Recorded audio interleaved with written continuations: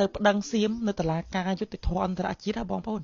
យើងឈ្នះមួយលានភាគរយសុធាដែលមានអារម្មណ៍មួយថាសុធាចេះជាងអ្នកដតីឯងដែលសួរខ្លួនឯងថាចុះបើអាគំនិតយើងគិតឃើញហ្នឹងណាអ្នកដតីគេគិតអត់ឃើញឬក៏យ៉ាងម៉េចមានតែយើងមួយទេដែលយើងគិតឃើញអាហ្នឹងឬក៏យ៉ាងម៉េចចុះមនុស្សដែលរៀនបានច្រើនដែលចេះដឹងដែលធំដែលដឹកនាំប្រទេសដែលធ្វើការឡើងតាំងពីសធាមិនទាន់កើតមកមិនគេគិតអត់ឃើញដូចសធាដែលដឹងថានៅពេលដែលសធាគិតឃើញថាអានឹងវាឈ្នះហើយអានឹងវាលយឯងអានឹងវាធ្វើទៅដឹងឲ្យបានឯងប៉ុន្តែហេតុអីបានគេអត់ធ្វើឯងអាចថាគេមើលអត់ឃើញថាអានោះវាពណ៌ផ្កាឈូកអានឹងវាពណ៌ផ្កាឈូកអានេះវាពណ៌ខ្មៅគេមើលឃើញប៉ុន្តែសធាដែលដឹងថាអាខាងក្នុងពណ៌ផ្កាឈូកនឹងវាមានពណ៌អីទៀតទេពេលខ្លះក្នុងនាមយើងជានិន្នាការប្រឆាំងប្រឆាំងដើម្បីប្រទេសជាតិប្រជាជាតិនិងប្រជាជនអានឹងខ្ញុំគ្រប់គ្រងតែបើប្រឆាំងដើម្បីប្រឆាំងដើម្បីកប៉ៅខ្លួនឯងអានឹងសធាអត់សមអ្នកស្នេហាជាតិទេអានឹងជាតិនិយមក៏អត់ត្រូវដែរអានឹងបុគ្គលនិយមជ្រុលនិយមហ្មងអញ្ចឹងណា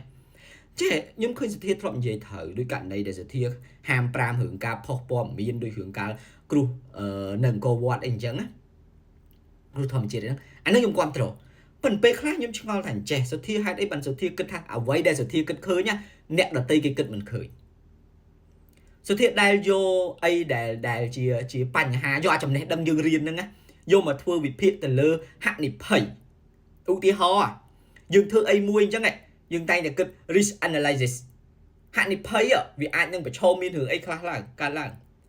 ក្នុងនាមជាឪពុកជាម្ដាយគេខ្ញុំថាសធាមិនទាន់មានកូនដូចខ្ញុំប្រហែលជាមិនសូវដឹងប៉ុន្តែសធាប្រហែលជាអត់ទាន់មានបទពិសោធន៍ចិញ្ចឹមកូនទេ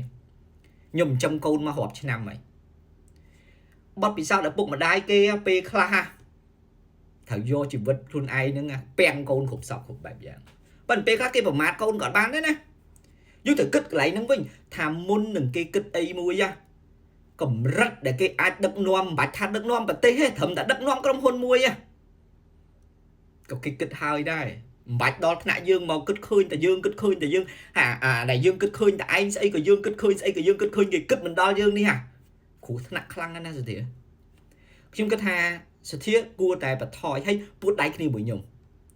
ចូលរួមជួយយុវជនសធាជួយធ្វើម៉េចឲ្យយុវជនកម្ពុជាបានទៅ scholarship ទៅរៀននៅជប៉ុនបានទៅធ្វើការនៅជប៉ុនដូចសធា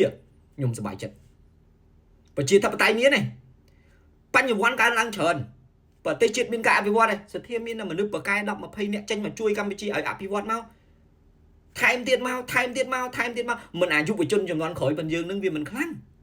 នេះសំខាន់ណាស់សាកបន្ថយបន្តិចទៅរៀនពីអ្នកដទៃបន្តិចទៅសាកគិតយកអាគំនិតយើងមាននឹងដាក់ក្នុងគំនិតគេយកគំនិតគេដាក់ក្នុងគំនិតយើងដែរមនុស្សវាមិនប្រកែគ្រប់រឿងទេហើយមនុស្សក៏គេមិនល្ងងគ្រប់រឿងដែលគេមិនដឹងរឿងដែរគេត្រូវតែមានអីគេដឹងហើយអញ្ចឹងណាខ្ញុំចង់ឲ្យតែប៉ុណ្្នឹងឯងយកទៅថ្លឹងខ្លួនឯងអរគុណអធិស្ឋាន